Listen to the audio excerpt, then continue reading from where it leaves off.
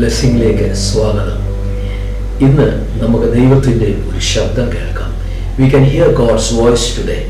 ഇന്ന് എടുക്കാനിരിക്കുന്ന വചനം 2 തിമോത്തി 2:1. എൻ്റെ മകനെ, ക്രിസ്തുയേശുവിലുള്ള കൃപയാൽ ശക്തിപ്പെടുക.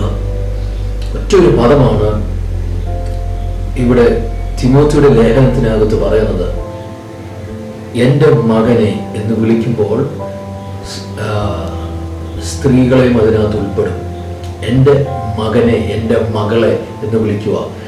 കൃപയാലുള്ള ശക്തിയിൽ, കൃപയാൽ നിങ്ങൾ ശക്തിപ്പെടുക.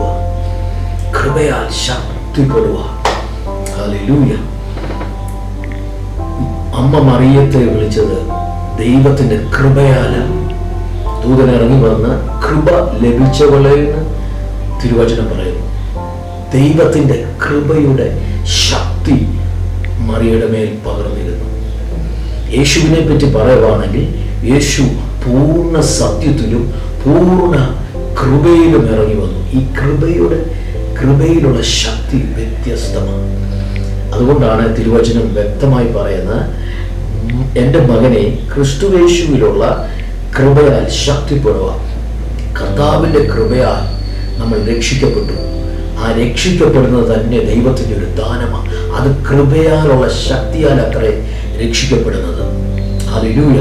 ഇന്ന് ദൈവത്തിൻ്റെ കൃപ നമ്മളെ ഏവരെയും ക്ഷണിക്കുക. കർത്താവിൻ്റെ സന്നിധിയിലേക്ക് വരുവാൻ, ദൈവത്തിൻ്റെ ശക്തിക്കകത്ത് നിറഞ്ഞു നിൽക്കുവാൻ. ആ ശക്തി, ആ കൃപയാലുള്ള ശക്തി, ക്രിസ്തുയേശുവിലുള്ള കൃപയാലുള്ള ശക്തി നമ്മളെ ബലപ്പെടുത്തി നടത്തുമാറാകും.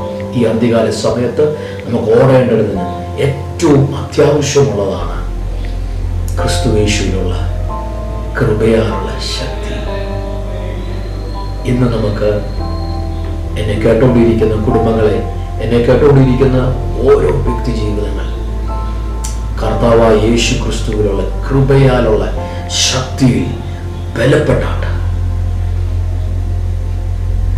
ഈ വചനങ്ങളാൽ ദൈവം അനുഗ്രഹിക്കട്ടെ. God bless you. Have A nice day.